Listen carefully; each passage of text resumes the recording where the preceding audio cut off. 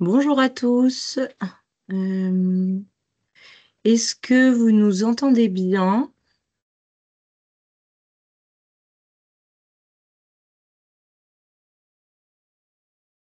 Ok, super. Alors, aujourd'hui, du coup, on va peut-être y aller. Aujourd'hui, du coup, on va vous présenter, du coup, c'est le dernier webinaire de notre série de webinaires. Donc, ce sera sur la gestion de l'eau pour aujourd'hui. Euh, Du coup, vous allez avoir tout au long de l'année des référents qui sont pour vos régions, attitrés pour vos régions. Donc, vous pouvez prendre le contact de votre référent régional pour toute question sur votre établissement. Vous retrouvez nos adresses mail et nos numéros de téléphone sur le site internet de la Clé Verte. Donc aujourd'hui, l'objectif de ce webinaire, c'est vous aider à mieux comprendre les critères sur la gestion de l'eau. On va avoir une première lecture des critères et on va vous expliquer les attendus en termes de pièces justificatives. Ce qu'on va faire, c'est qu'il va y avoir trois thématiques dans ce chapitre de la gestion de l'eau. On prendra vos questions après chaque thématique, s'il y a des questions dans le chat, avec à la fin du webinaire une petite session questions-réponses s'il nous reste du temps.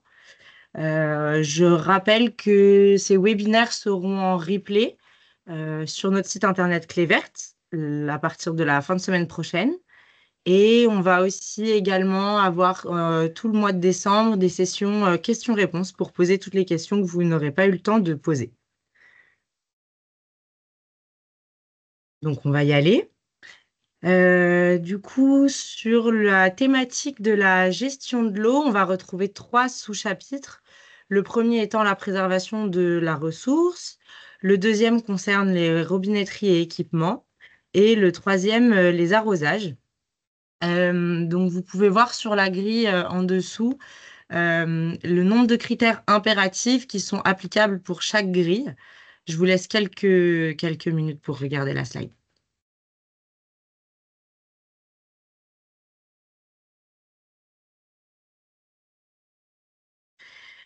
Du coup, la première thématique concerne la préservation de la ressource en eau qui a pour but de mesurer, analyser et donc limiter votre consommation en eau. Donc, vous avez pour la grille hôtel et auberge de jeunesse 7 critères impératifs ainsi que pour les campings et les résidences de tourisme, villages vacances. Pour les restaurants, vous aurez 6 critères impératifs dans cette section. Et pour les chambres d'eau de gîte et meublés, vous retrouverez donc 5 critères impératifs. Impératif, je le rappelle, c'est obligatoire.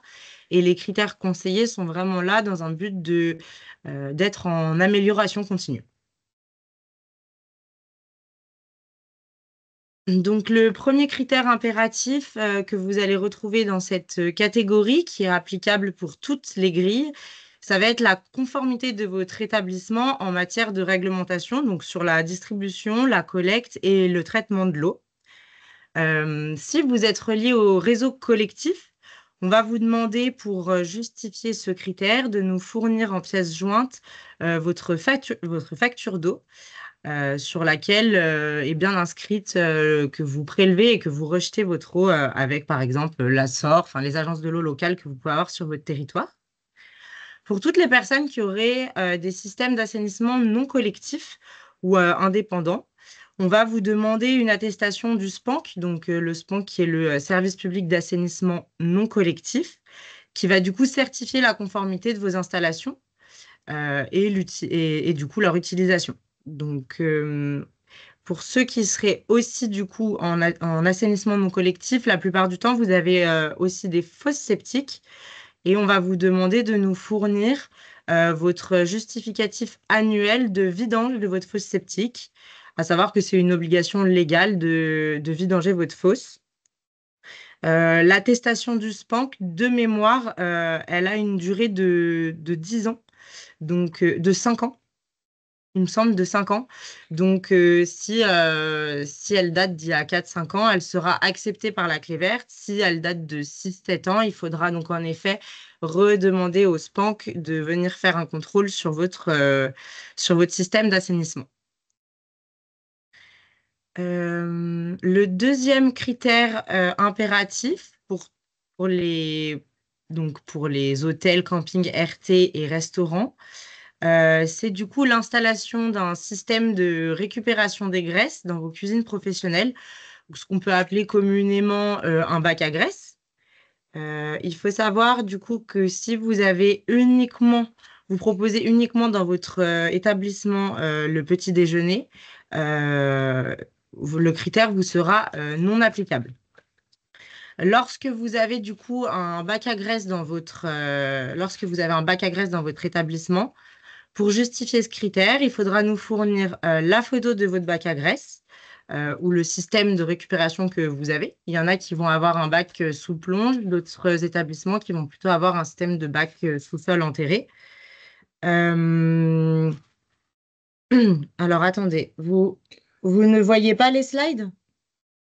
Si, c'est bon. Excusez-moi, pardon. Donc du coup, en fonction de votre système de récupération des graisses, il faudra nous fournir une photo. Ainsi que si pour les bacs qui sont pardon, sous-sol, donc enterrés sous-sol, si c'est trop compliqué pour vous de nous fournir une photo, dans tous les cas, il nous faudra le contrat et la facture de vidange qui vient vidanger donc vos bacs à graisse. À savoir qu'on distingue bien ici les graisses d'un bac à graisse des graisses alimentaires, des huiles de friteuse par exemple, qui ne concernent pas ce critère. Donc voilà, ça c'est vraiment. Donc on attend la facture et de vidange et la photo de votre bac à graisse.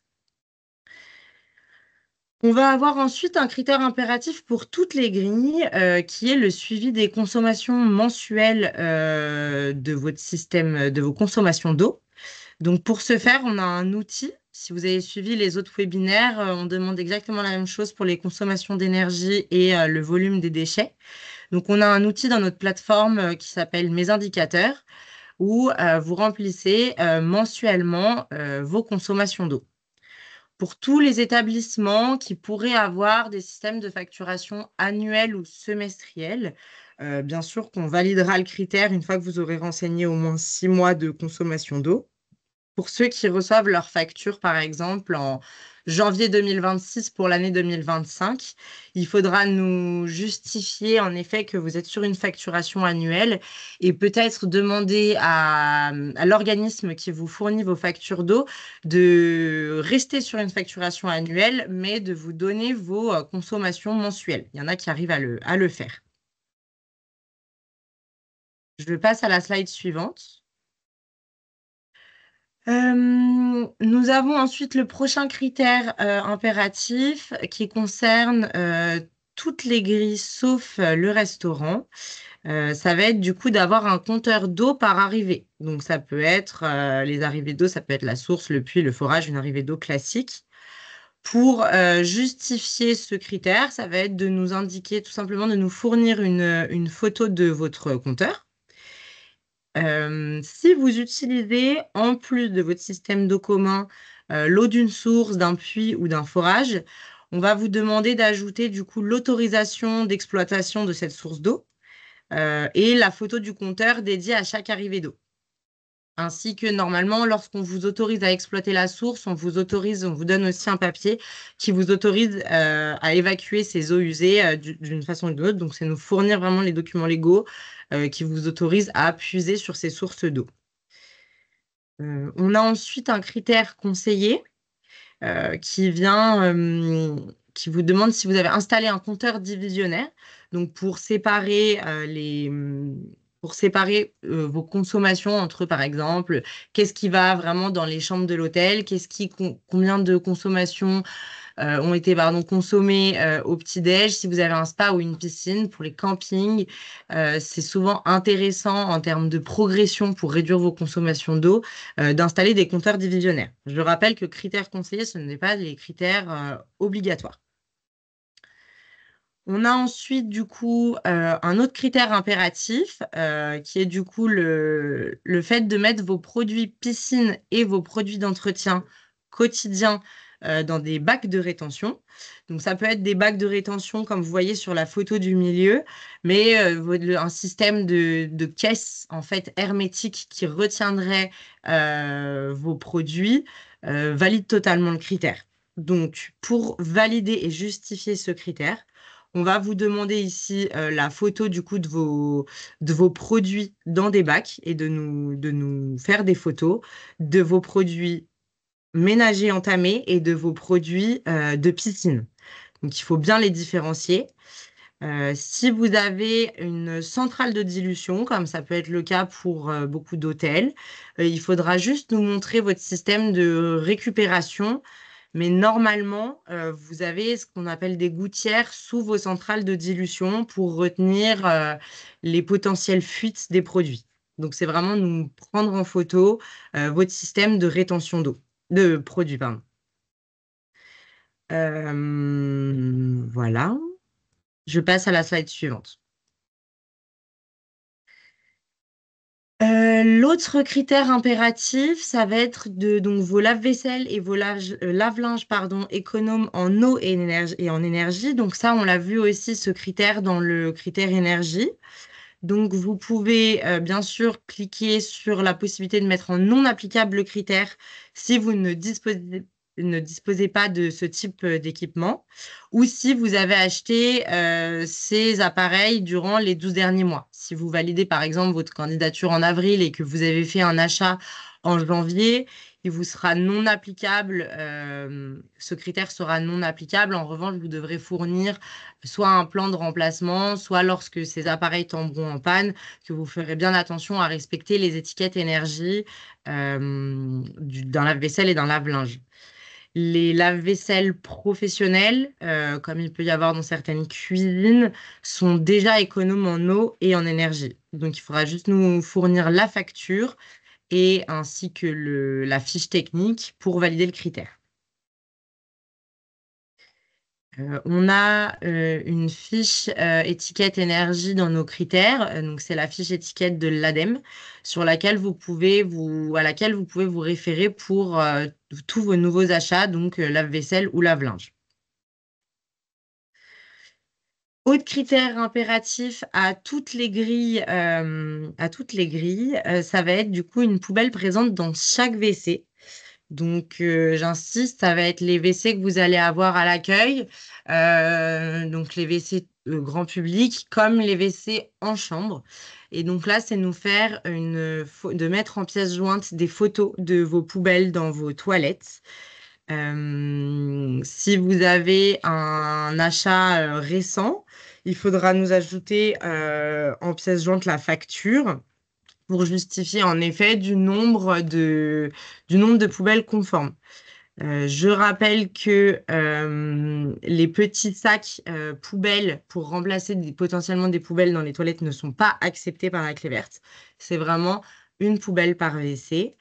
Ce critère est donc bien vérifié en plus lors de l'audit. Ensuite, on a un critère conseillé sur la récupération d'eau de pluie.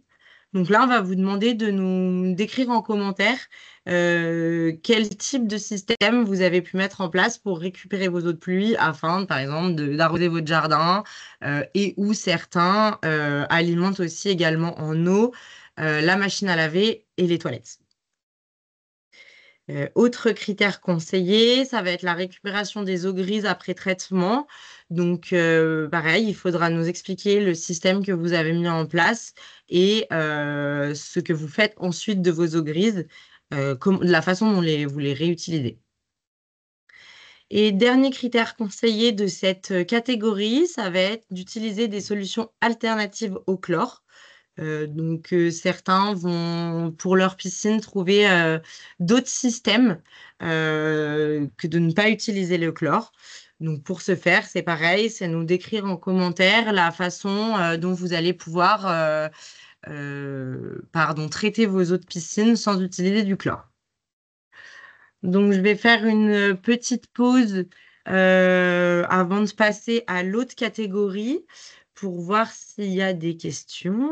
Alors, je vois que Junior a déjà répondu à beaucoup de questions. L'eau distribuée doit-elle être potable? Devons-nous fournir l'attestation de qualité de l'eau? Euh, il va y avoir un critère sur la distribution de l'eau en carafe, donc qui viendra un peu plus tard. En effet, si votre eau n'est pas potable, faudra nous justifier d'un système de traitement que vous avez mis en place. Euh, Système de traitement, mais une attestation de qualité de l'eau n'est pas nécessaire pour la validation du critère 60.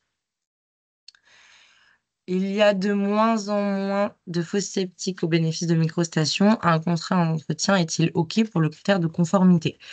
Alors, un contrat d'entretien, c'est bien parce que du coup, ça va faire partie d'une des deux pièces qui vous sont demandées.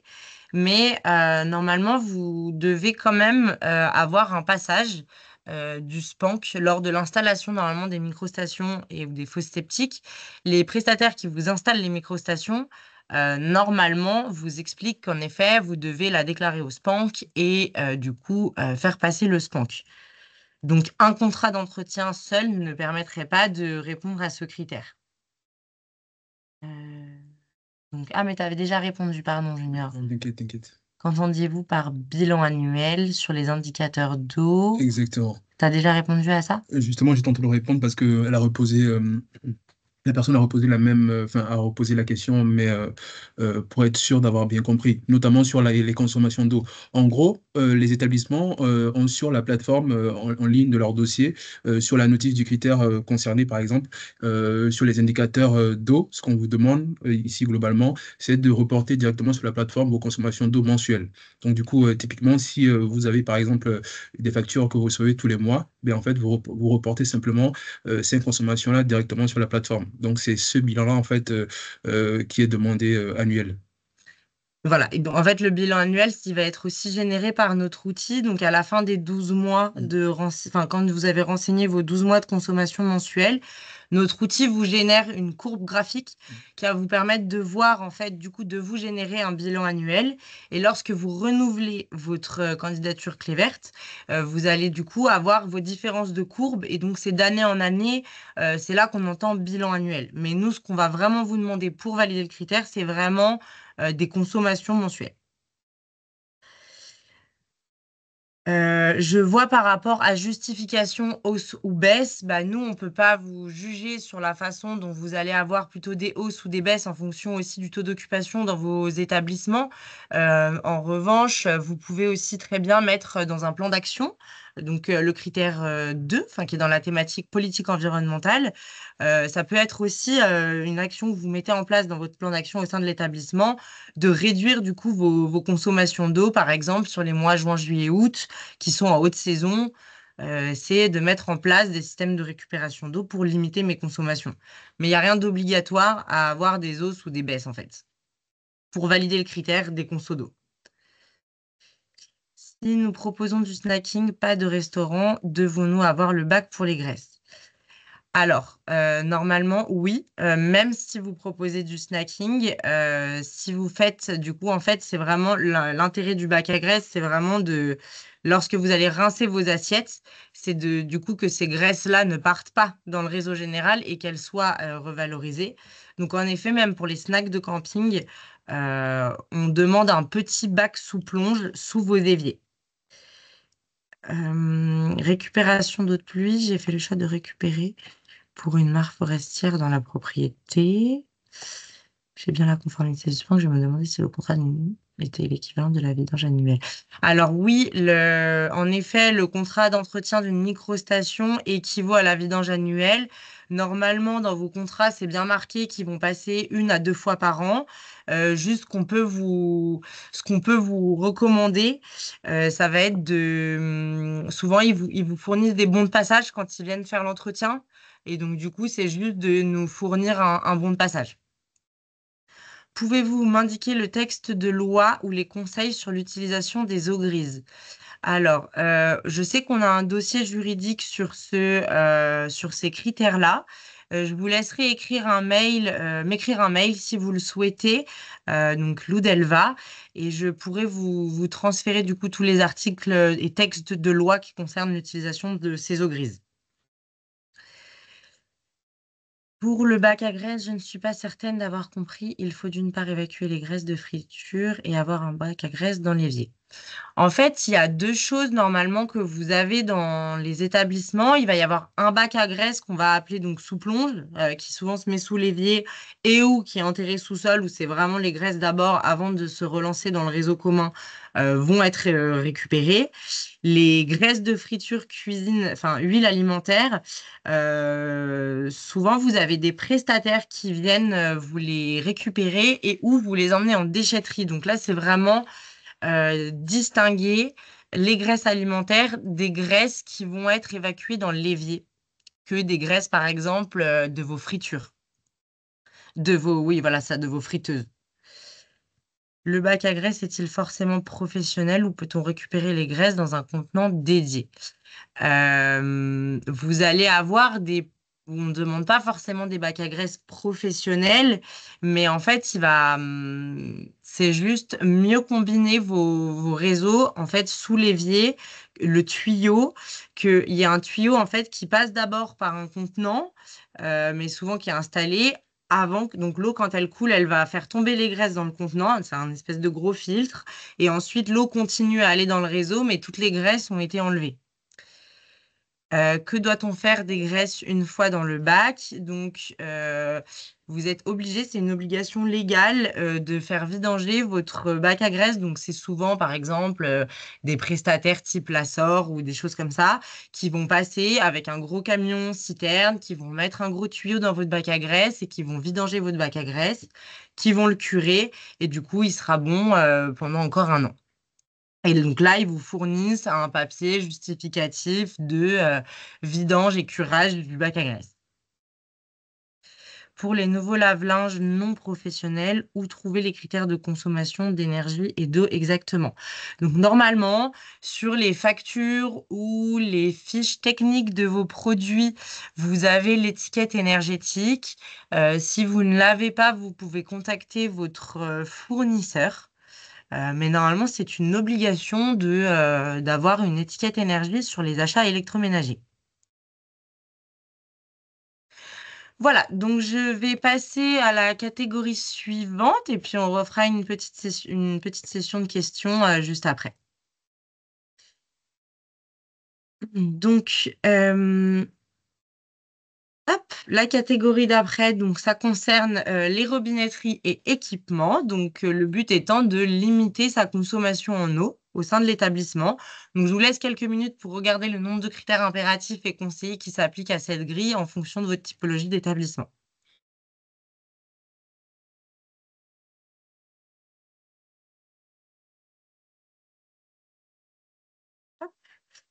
Donc, le premier critère impératif qui va être obligatoire du coup pour toutes les grilles, ça va être donc d'avoir des débits des robinets inférieurs pardon, ou égal à 8 litres minutes. Donc 75% en moins pour toutes les grilles de hôtels, auberges de jeunesse, camping, résidence tourisme, village vacances, restaurant. Donc, c'est au moins 75% de tous vos débits de robinet qui sont inférieurs ou égaux à 8 litres minutes. En revanche, pour les gîtes et chambres d'hôtes, ça doit être la totalité de vos robinets qui doivent respecter ce débit de 8 litres minutes. Pour valider ce critère, soit vous avez déjà la connaissance de votre débit d'eau parce que vous avez acheté des mousseurs et que vous avez sur vos factures et fiches techniques l'information. Dans tous les cas, que vous ayez ou non l'information sur vos débits, ça, c'est un des critères qui est vérifié notamment lors du passage de l'auditeur, qui passe avec un débitmètre. Donc, c'est un sac comme vous voyez sur la droite de l'image. Il va ouvrir le robinet pendant 10 secondes et ça va ramener un chiffre au litre par minute qui va nous donner donc 8 litres, 9 litres. On fait une moyenne. Souvent dans les hôtels ou même dans les campings, vous avez au 6e étage besoin de faire monter du débit. Donc du coup, souvent les chambres au rez-de-chaussée ou au premier étage, elles vont par exemple être à 12 litres minutes alors qu'au 6e étage de l'établissement, ça va être à 4 litres minutes. Du coup, l'auditeur, ce qu'il va faire, c'est qu'il va prendre au moins 2 ou 3 débits à des étages différents et on fait une moyenne de vos robinets. Donc, pas d'inquiétude si au rez-de-chaussée, c'est plus fort qu'au dernier étage. Le but, c'est que sur 75% sur la totalité de vos robinets, il y ait au moins 75% de ceux-ci qui soient inférieurs ou égal à 8 litres par minute. Je rappelle quand même pour les campings que les prestos, enfin les robinets à boutons poussoirs sont audités également. Voilà. Ils sont aussi pris en compte par les auditeurs lors des audits en camping. On parle ici aussi de tous les robinets de l'établissement. Donc, ça va être ceux qui sont en chambre locative, donc dans les parties salle de bain et cuisine. Et ceux également prévus dans les parties communes donc, et dans les cuisines à usage du personnel. Pardon. Pour anticiper le passage de l'auditeur, si vous n'avez pas connaissance de vos débits, on vous conseille d'acheter des débitmètres qui sont, je crois, à la vente au prix de 2 ou 3 euros. Et comme ça, vous pouvez vous prendre vos débits avant le passage de l'auditeur pour être sûr. Euh, Ensuite, on va donc critères conseillés que vous pouvez valider si au moins 75% de vos robinets ont un débit inférieur à 5 litres minutes. Encore une fois, l'obligatoire, c'est 8 litres minutes. Si vous êtes à moins, bah, vous validez ce critère conseillé en plus. Pour les douches, du coup, ça va être exactement le même principe que pour les robinets. Donc, je ne vais pas tout répéter, mais ça va être différentes prises de débit. Et là, ce chiffre doit être inférieur ou égal à 9 litres minutes. On rappelle que si vous avez des douches à effet pluie, donc c'est ce qu'on appelle aussi des ciels de douche, on va vous demander de nous fournir votre fiche technique. Et si son débit est au-dessus des 9 litres minutes dans la fiche technique, on va vous demander du coup d'installer des réducteurs de débit qui seront parce que les auditeurs vont pas forcément pouvoir, avec les débitmètres, prendre les débits des ciels de douche. Donc, on va vous demander des factures de l'installation des réducteurs ou les factures des ciels de douche. Je passe à la slide suivante. L'autre critère impératif pour tout le monde, ça va être qu'au moins 50% des chasses d'eau soient inférieures ou égales à 6 litres minutes ou qu'il y ait un système de double chasse. Donc, pour valider le critère ici, on va vous demander de nous fournir en pièce jointe tous les documents techniques que vous avez par rapport à vos chasses d'eau. Si vous avez les doubles flux, c'est souvent des doubles flux, le petit à 3 litres, le deuxième à 6 litres minutes. Donc, une photo de vos toilettes permettront de valider le critère. Si vous avez mis en place des systèmes que vous n'avez pas un système de chasse à double flux, vous pouvez nous indiquer en commentaire les systèmes de réduction que vous avez mis. Donc, il peut y avoir le système d'éco-plaquettes, de flotteurs, une bouteille dans la chasse d'eau, etc. Ce sera aussi vérifié lors de l'audit. Et pour les établissements qui vont avoir un système de bouteilles d'eau dans les chasses d'eau pour limiter le débit, on va quand même vous demander pour l'année d'après de nous fournir un plan de remplacement. Donc peut-être mettre des flotteurs, des éco-plaquettes, histoire qu'on soit sûr que vos débits soient respectés dans les chasses d'eau. L'autre critère, du coup, concerne les urinoirs qui fonctionnent avec un dispositif d'économiseur d'eau ou même sans eau. Donc, pour valider ce critère, c'est assez facile, hein, c'est vraiment nous fournir une photo de vos urinoirs. Si vous n'avez pas d'urinoir dans l'établissement, il y a la possibilité, du coup, de cocher la case non applicable.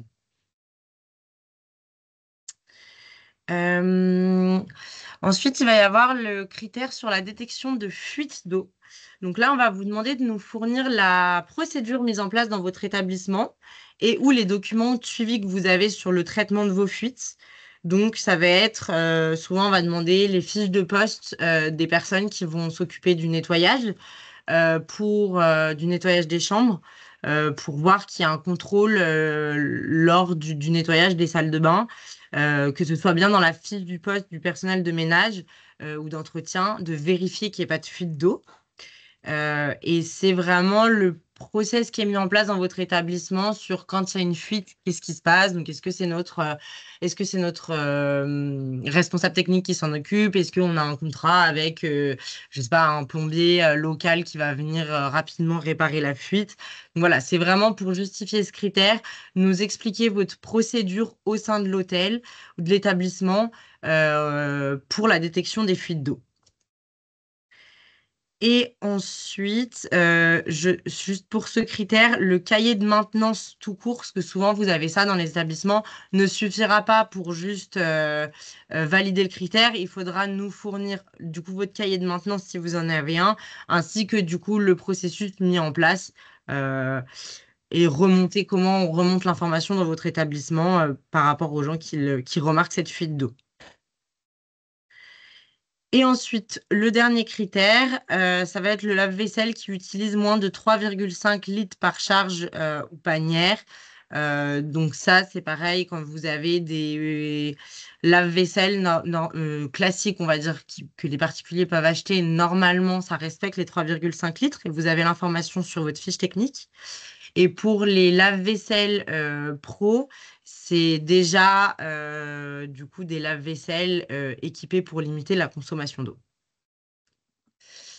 On va pouvoir reprendre le flux des questions avant de passer à la dernière sous-thématique de ce webinaire.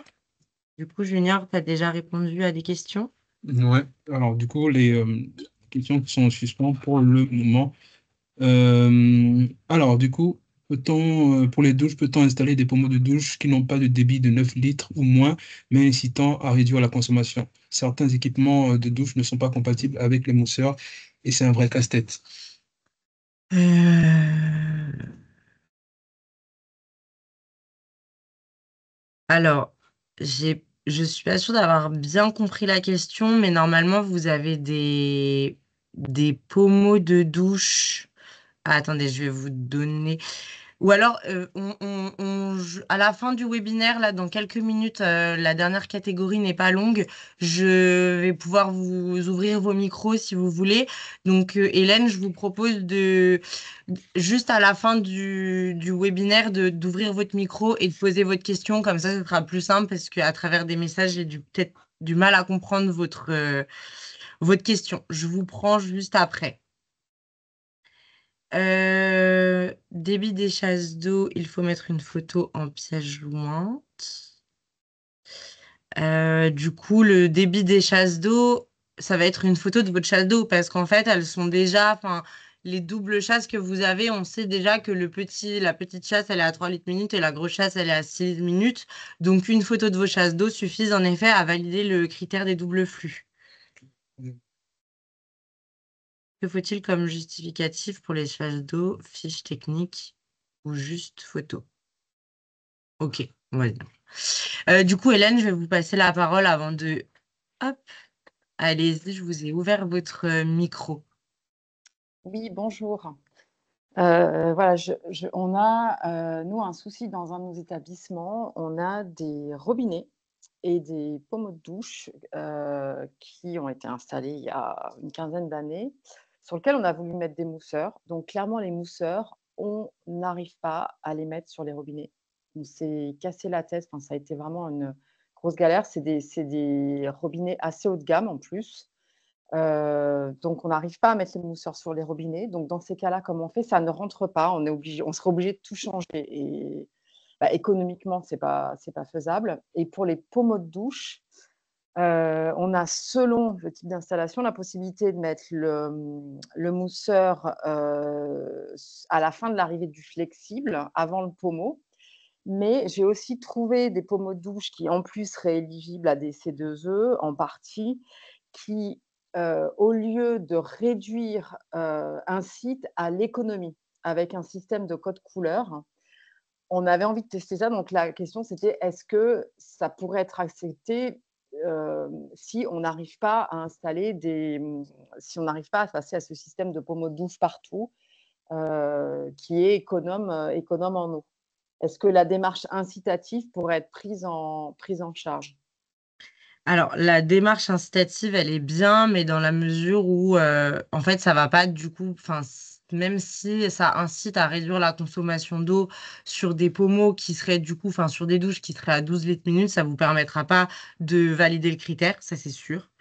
Euh, En revanche, pour Je pense qu'on est à vos... moins on est à moins de 12 litres parce que le problème qu'on a, c'est on a déjà commencé notre démarche, on a mis en place beaucoup de choses et que sur un des établissements qu'on a, bah, ça, c'est un Hmm, vrai problème parce que remplacer toute la hmm, robinetterie, c'est un coût énorme. bien sûr. Et on a mis en place les Gécogestes, enfin, on a fait vraiment beaucoup et se retrouver coincé sur le label à cause d'un critère comme ça, parce c'est vraiment un problème technique, quoi.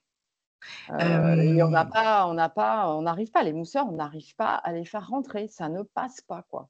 Ok. Et est-ce que vous avez pu... Alors, dans ce cas-là, il y a des systèmes de... Parce que du coup, c'est de la vieille robinetterie, c'est ça? Ouais, elle a une dizaine, ouais, elle a 10-15 ans, elle est entretenue, hein, il y a pas de calcaire, il y a pas de voilà, Mhm. mais on n'arrive pas à faire rentrer, c'est foutu, on n'arrive pas, ça ne rentre pas. Il va falloir voir aussi peut-être... Bah, j'imagine que vous avez testé différents types Ah de bah, mousseurs. ah bah, ouais, ouais, ouais, on en a eu plusieurs. Enfin bon, on a tout essayé. On y a passé, en 2022, là, décembre 2022, parce qu'on avait eu un ogisite énergétique.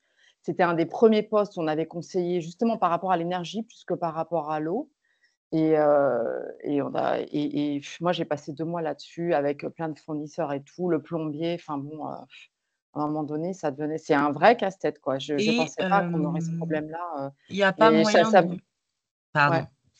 Des fois, il y a des systèmes de réduction de pression qui, du coup, vont permettre de réduire les débits et que ça, vous pouvez peut-être demander à votre plombier Ouais, mais ou... le problème, c'est on est en 4 étoiles, on se doit quand même d'avoir enfin même de manière générale, c'est de l'hospitalité, ça va pour les 4 premiers étages, mais quand vous montez au 6 ou 7e, ils ont plus du tout de pression, quoi. Donc Ouais, ça, ben c'est pas alors ça, toujours enfin, on est conscient hein, c'est de... compliqué, quoi. Donc voilà, donc la question, est-ce que sur ce genre de cas, si on peut montrer qu'on a cherché, que pour l'instant ça rentre pas, inscrire au fait que quand on remplacera les robinetteries, bah, évidemment, on passera à autre chose et qu'en attendant, bah, on fait par exemple sur les baignoires, parce qu'on arrive à poser le réducteur, le mousseur, on arrive à le poser dans le tube, dans le flexible, avant que ça se projette dans le pommeau de douche ou dans le robinet.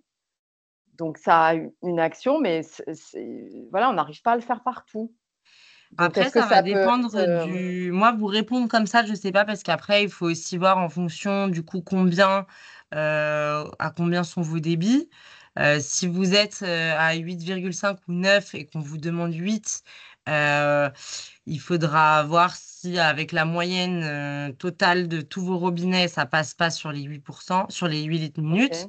OK, ouais. Sinon, si c'est vraiment au-dessus et que c'est toutes vos chambres qui sont largement au-dessus, Non, on ne fera pas. Non, non, on ça fera pas. risque Ouais. d'être problématique et du coup, auquel cas, ce sera un dossier où là, du coup, pour le coup, c'est notre jury qui L'arbitre. statuera et moi, je peux pas me permettre de OK. répondre à la place du jury. Ça, c'est vrai que mais votre critère ne sera pas validé et du coup, critère non validé, c'est à la décision seule du jury et moi, je peux pas OK, OK. me prononcer sans avoir vraiment tous vos débits. Donc ça, c'est aussi pour ça que ça peut être utile D'accord. avant passage de l'auditeur d'acheter un débitmètre. Oui, oui, de toute façon, on le sait, hein, les débits, on les a fait mesurer déjà et Ok, tout, mais on est à moins de 12. Mais bon, voilà, après, on n'arrive pas à mettre des mousseurs partout. ok. Voilà et je j'ai un je si je peux donner un conseil à ceux qui vont postuler aussi, ça, commencez bien à checker ça parce que nous, on est tombés vraiment de haut. On ne s'attendait pas à avoir autant de problèmes. Ça peut arriver. Voilà, c'est juste un petit conseil pour les autres aussi. Voilà. Merci. Merci, merci. Et sinon, vous pouvez contacter, je ne sais pas trop sur quelle région sont vos On est sur établissements. Paris, on est sur Paris. Je vais Donc, vous contacter pouvez, Virginie, ouais. voilà, je Voilà. vous laisse contacter Virginie et normalement, bah après, bon, si vous avez essayé déjà beaucoup, on va peut-être pas pouvoir faire grand-chose, mais on a aussi, Mmh. nous, dans nos catalogues de solutions, référencé des différents acteurs, des OK. fournisseurs. Donc, peut-être que Virginie peut vous Oui, non, mais transférer ça, aussi on a ces pu infos. regarder, hein. Ouais, OK. Merci beaucoup. Merci à vous. Merci. Y a-t-il un critère d'économie d'eau pour les baignoires et spas d'ailleurs? Alors non. Actuellement, dans notre grille, nous n'en avons pas. Ça va être vraiment du critère conseillé, même pas. Ça va Mmh. être vraiment plutôt sur les débits. En revanche, attention, moi je ne vais pas, je peux pas prédire l'avenir sur la grille de Green Key International. En revanche, en 2027, je pense que ça a déjà été mentionné dans d'autres webinaires la semaine dernière. En 2027, Green Key sort sa nouvelle grille de critères. Et au regard des gros enjeux environnementaux sur la ressource en eau, il faut peut-être s'attendre, en tout cas dans un premier temps, à avoir justement des critères conseillés arriver sur les économies d'eau, notamment sur les spas. Euh, Aujourd'hui, enfin, pour l'année 2025, il n'y a aucun critère d'économie d'eau pour les baignoires et les spas, mais voilà. Ça, on peut voir arriver un critère conseillé qui, dans le futur, deviendra impératif sur justement l'économie d'eau.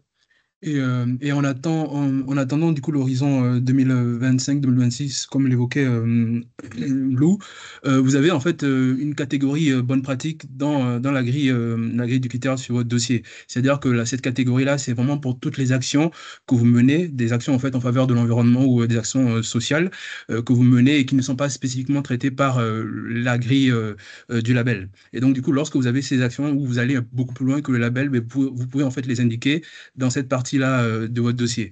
Et donc, du coup, ça permettra justement de mettre en lumière, du coup, les actions au bénéfice de l'environnement ou du social que vous mettez en place au sein de votre établissement. Du coup, on va passer à la dernière catégorie qui est très rapide, qui concerne un critère. Donc, c'est sur l'arrosage. On a un critère qui vous demande donc d'avoir un arrosage raisonné et que la personne en charge de l'entretien de vos espaces verts soit formée à cet effet. Donc, si votre établissement ne comporte vraiment aucun espace vert ou que vraiment vous n'arrosez pas, vous avez la possibilité de cocher ce critère en non applicable. En revanche, ce critère concerne vraiment tous les espaces verts extérieurs, donc ça peut être des plantes en pot extérieures comme intérieures, et bien sûr l'arrosage classique des pelouses, enfin et des extérieurs. Pour valider ce critère, du coup, on va vous demander les consignes qui sont données sur l'arrosage à votre personnel, ainsi que votre système d'arrosage. Donc, est-ce que c'est du goutte à goutte? Est-ce que c'est de l'arrosage Enfin voilà, nous décrire votre système d'arrosage et du coup que la personne en charge de l'entretien des espaces verts soit formée. Pour toutes les personnes, il peut y en avoir beaucoup qui font appel à un prestataire extérieur pour la gestion et l'entretien de vos espaces verts. Vous devez nous fournir du coup la démarche environnementale du prestataire ainsi que ses méthodes utilisées pour arroser et entretenir les espaces verts. Et c'est pas quelque chose de compliqué, ils le font très facilement. Donc pas de souci si vous avez externalisé cette prestation. Donc voilà, cette rubrique-là, elle est un peu plus courte que d'autres. Donc on a fini sur les critères de la thématique de la gestion de l'eau. Donc je peux prendre vos questions. Quelle formation SVP pour l'arrosage des espaces verts? Ça va être du coup un système de sensibilisation par rapport à l'eau en fonction de vos territoires, notamment des fois les départements ou les régions vous communiquent les informations sur par exemple les gros mois à partir de mai à septembre. Il peut y avoir des plans sur l'eau. Et puis ça va être et puis, pardon, mes yeux ont dérivé sur une autre question. Et puis, la formation, ça va être vraiment une note de sensibilisation sur pas laisser l'arrosage couler toute la nuit. Voilà, que la personne soit au courant qu'il va pas ouvrir son tuyau d'arrosage et puis partir pendant 2 heures en laissant l'arrosage ouvert à gros débit sur un pot et partir faire autre chose. Qu'il ait vraiment une sensibilisation sur les espaces verts. On va pas demander une formation comme la formation de 7 heures pour le référent environnement. Faut-il vraiment arroser? Non, du coup, on est d'accord. C'est plutôt juste nous décrire votre système d'arrosage quand vous avez seulement des plantes en pot en intérieur et ou en extérieur. Là, on parle vraiment pour des espaces verts conséquents.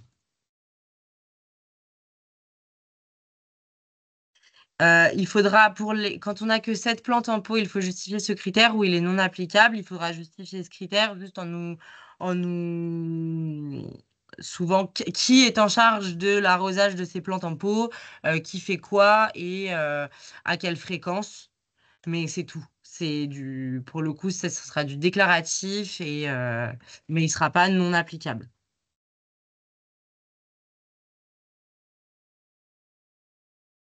Je ne sais pas si vous avez d'autres questions sur cette thématique. Vous pouvez soit prendre les micros, soit compléter avec les questions du chat.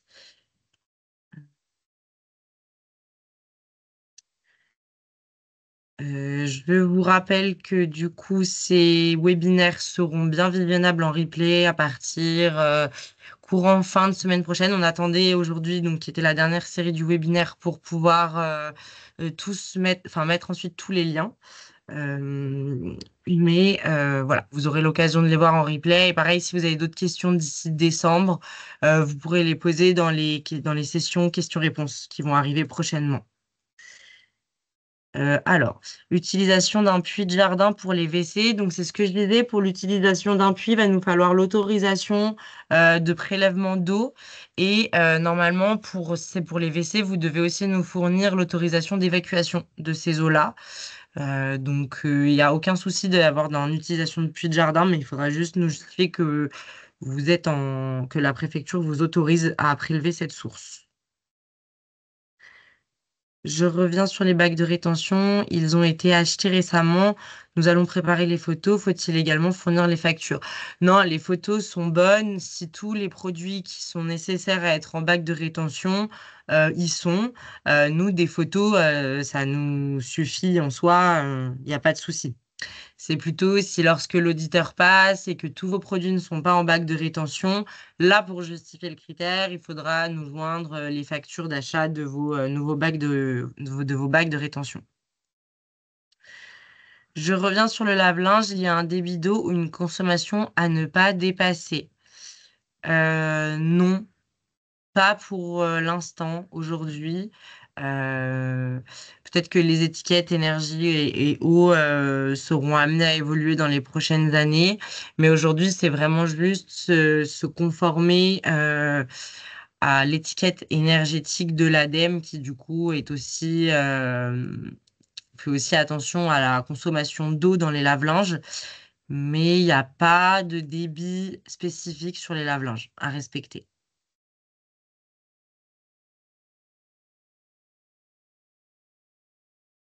En revanche, quand tu as une gamme pro, c'est directement intégré. Oui. Oui. Écoutez, si on sous-traite le lavage du linge, doit-on fournir l'attestation du prestataire pour les économies d'eau? Oui, c'est toujours bien de nous expliquer en effet, parce que du coup, votre critère sera très certainement non applicable. Mais du coup, pour justifier le non applicable, vous pourrez nous fournir en effet l'attestation de votre prestataire.